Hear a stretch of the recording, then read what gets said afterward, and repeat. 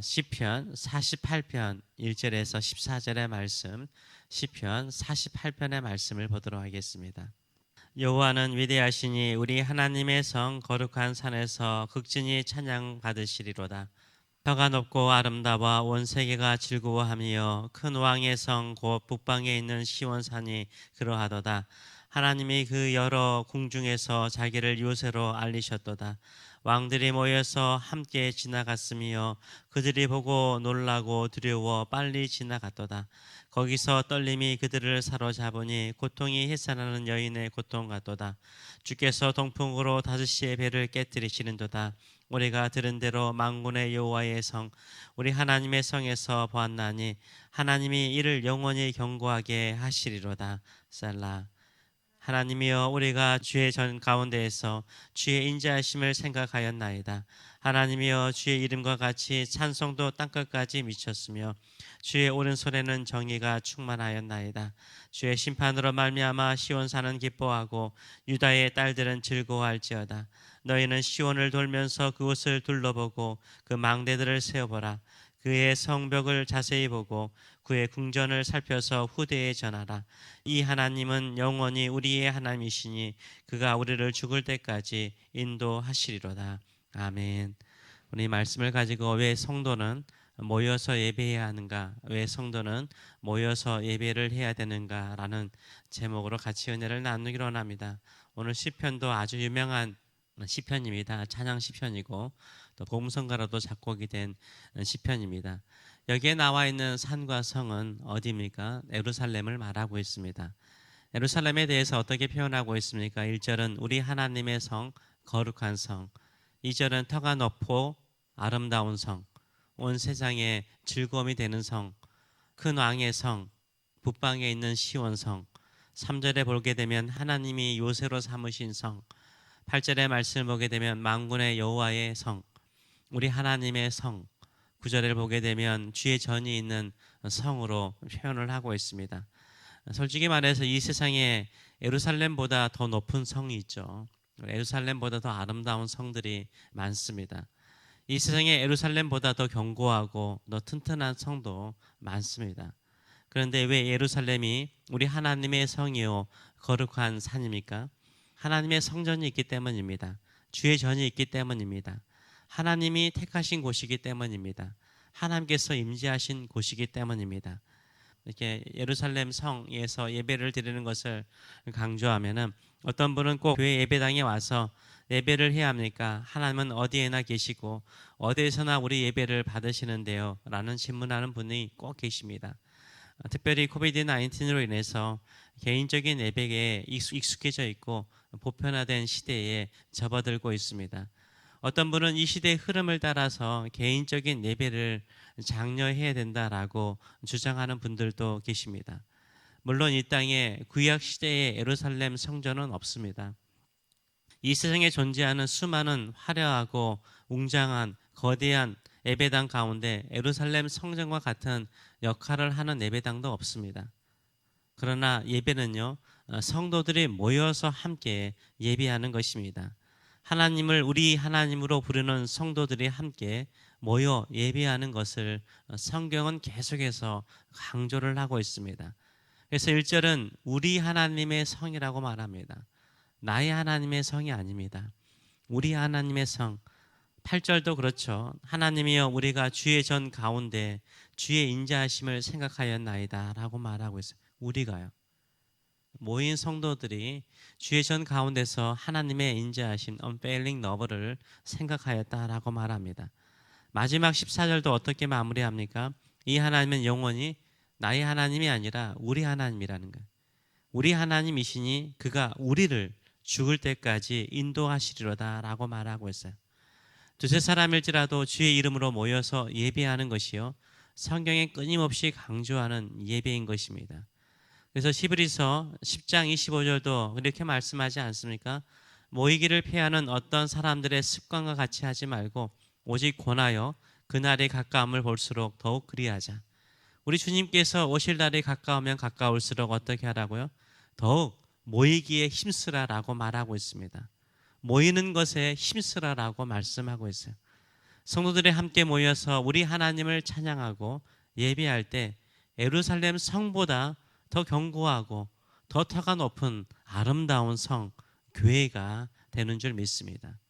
하나님을 사랑하고 예배하는 성도의 무리가 진정한 예루살렘 성인 것입니다. 그렇다면 왜 성도들은 모여서 예배를 해야 될까요? 첫째는 하나님은 우리의 요새가 되시기 때문입니다. 1절의 말씀 보게 되면 여호와는 위대하시다. 우리가 모여서 우리 하나님은 위대하십니다. 우리 하나님은 찬양받으셔서 이렇게 찬양하면서 주께 나가면 우리 주님께서 47편의 말씀처럼 우리 가운데 임하시는 거예요. 견고한 성이 되어주시고 우리의 강한 요새가 되어주시는 줄 믿습니다. 찬양할 때 하나님께서 우리의 요새가 되어주세요. 우리 가운데 하나님의 임재하는 것만큼 강한 성은 없습니다. 우리의 요새가 되시기 때문에 우리에게 두려움을 주고 우리를 사로잡고자 공격해왔던 영적인 생각이나 주변의 원수들이 오히려 두려워서 도망간다, 빨리 지나간다라고 말하고 있습니다.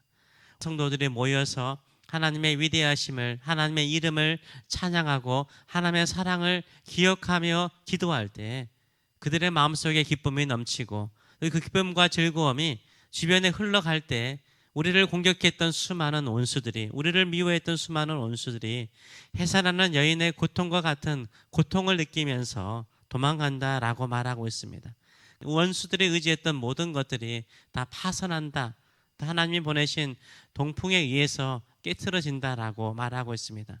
왜 그렇습니까? 우리가 함께 모여서 하나님의 위대하심을 찬양할 때 하나님이 우리의 요새가 되시기 때문이에요. 하나님이 우리를 보호하시는 보호막이 되어주시는 줄 믿습니다. 성도들이 모여서 거룩한 하나님의 성이 되어 하나님의 위대하심을 찬양하고 경배할 때 하나님께서 우리의 요새가 되어주십니다. 그래서 성도들은 모여야 됩니다. 모여서 예배해야 합니다. 둘째, 왜 성도들이 모여서 예배해야 합니까? 하나님의 사랑, 하나님의 인자하심과 기쁨으로 충만해지기 때문인 것입니다. 9절과 10절은 이렇게 말하죠. 하나님이여 우리가 주의 전 가운데에서 주의 인자하심을, unfailing love를 생각하였다라고 말합니다. 우리가 모여서 하나님 앞에 나왔을 때 하나님의 인자하심, 하나님의 사랑을 깊이 생각할 수 있는 거예요. 일상의 삶은요, 우리가 하나님을 생각하는 시간을 빼앗아가 버려요. 특별히 바쁜 삶은요, 하나님의 영원한 사랑을 빼앗아가 버려요. 일상에서 우리에게 주어지는 고통과 나쁜 소식은요, 하나님의 사랑에 대한 생각을 빼앗아가 버립니다. 주의 전에 와서 십자가를 바라볼 때마다, 하나님을 바라볼 때마다 하나님의 변하지 않는 영원한 사랑이 생각나는 줄 믿습니다. 이렇게 하나님의 사랑이 생각나잖아요. 그러면 10절은 이렇게 말합니다. 하나님이여 주의 이름과 같이 찬송도 땅끝까지 미쳤나이다 라고 말하고 있어요. 주의 이름과 같이, 좀 어려운 표현이긴 하지만 주의 이름에 어울리게, 하나님의 이름에 어울리게, 하나님의 이름에 합당하게 우리가 부르는 찬양이 땅끝까지 큰 소리로 울려 퍼진다는 거예요. 하나님의 사랑으로 충만해지면 어떻습니까? 우리의 찬양의 소리가 커지는 거죠. 찬양의 소리가 땅끝까지 울려 퍼질 정도로 하나님은 찬양 받으시기에 합당하신 분입니다. 하나님은 우리의 찬양을 받으셔서 이 땅에 유일하게 찬양을 받으실 분은 우리 하나님밖에 없습니다. 이렇게 나가는 거예요. 기쁨이 충만하시죠. 그리고 고백하는 게 뭡니까? 주의 오른손에는 정의가 충만하였나이다 라고 고백하고 있습니다. 이 말은 무슨 말입니까? 하나님이 하시는 일이죠. 하나님이 손으로 하시는 일, 하나님의 전능하신 오른손으로 하시는 모든 일은 정의롭습니다. 공의롭습니다. 위대하십니다. 완벽하십니다. 완전하십니다. 이렇게 고백하고 있는 것입니다. 성도들이 모여서요, 함께 나와서 주를 바라볼 때 우리의 마음에, 우리의 생각이 뭘로 충만해집니까? 하나님의 사랑으로 충만해져요. 하나님의 사랑으로 충만한 사람은요, 하나님의 이름에 어울리게 하나님을 찬양하게 돼요. 땅끝까지 미칠 정도로 큰 소리로 하나님을 찬양하게 되죠. 찬양하면 찬양할수록 우리의 마음을 지배하는 것이 뭡니까? 하나님이 하시는 모든 일이, 우리와 우리 가정과 우리 세계 가운데, 열방 가운데 행하신 주의 모든 일이 완전하다는 거예요. 정의롭다는 거예요. 위대하다는 거예요. 그것을 고백하게 만드는 줄 믿습니다. 그래서 성도들이 모여서 예배하면요, 마음의 기쁨이 있어요. 충만함이 있어요. 하나님이 하시는 모든 일이 완전하니까 마음의 평강이 임해요. 기쁨이 임하는 줄 믿습니다. 이런 모습을 성도들이 모여서 찬양하고 예배하는 모습을 후대에 전하라고 말합니다. 예루살렘 성에 대한 묘사들을 하고 있지만 예배하는 모습이 가장 아름답죠. 성도들이 모여서 함께 예배하는 모습, 성령의 충만한 모습, 성령께서 불처럼 임하시는 그 아름다운 모습을 전하시는 저와 여러분 되시길 축원합니다. 성도들이 모여서 함께 예배하는 모습은요, 예루살렘 성전의 화려함보다 더 아름답습니다. 이 아름다움을 전하시는 저와 여러분 되시길 축원합니다. 셋째, 왜 성도들이 모여서 하나님을 예배해야 합니까? 하나님이 우리를 영원토록 인도하시기 때문인 거예요. 4절의 말씀은 이 하나님은, 이렇게 행하시는 하나님은 영원히 우리 하나님이시니 그가 우리를 죽을 때까지 인도하시리로다 라고 찬양합니다. 우리 하나님은 영원히 우리 하나님이세요. 우리 하나님은 영원히 우리 하나님이세요.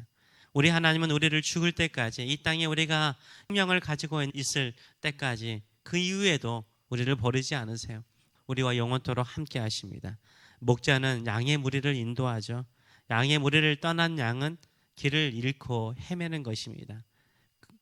그러나 함께 예배하는 성도들, 함께 모여서 기도하며 찬양하는 주님의 양들, 성도들은요, 하나님의 영원한 인도하심을 받아요.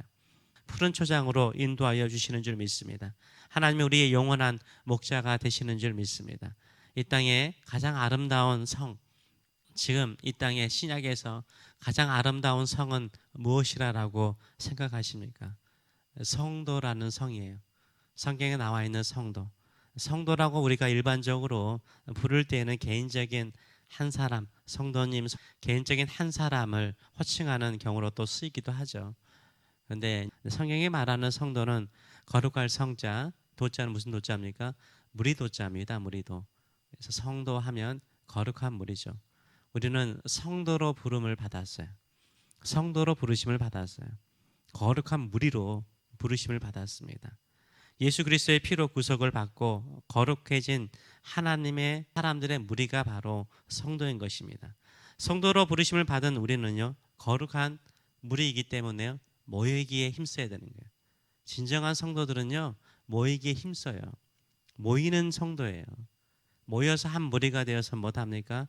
우리에게 베푸신 그 사랑과 그 은혜와 그리고 우리를 향하신 그 계획이 완전함을 믿기 때문에 찬송하고 예배하고 경배하는 것입니다. 이때 하나님께서요, 우리의 요새가 되어주세요. 어떠한 원수가 와도 해산하는 여인의 고통과 같은 고통으로 떠나가게 만들어요. 근데 우리 마음속에는 하나님의 사랑으로 채워주세요. 하나님이 주시는 기쁨으로 채워주세요. 하나님의 위대한 계획과 그 언약을 믿고 살게 만들어주시는 줄 믿습니다. 그리고 하나님께서 우리의 영원한 목자, 선한 곳으로 인도하시는 목자로 찬양하게 되는 줄 믿습니다.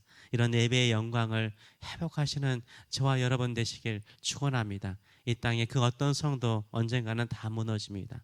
무너졌고요. 영원한 요새 되신 하나님만을 나의 요새로 삼으시고 나의 왕으로 삼으시고 우리 하나님으로 삼으시고 모이기에 힘써 예배하시는 저와 여러분 되시길 축원합니다. 기도하겠습니다.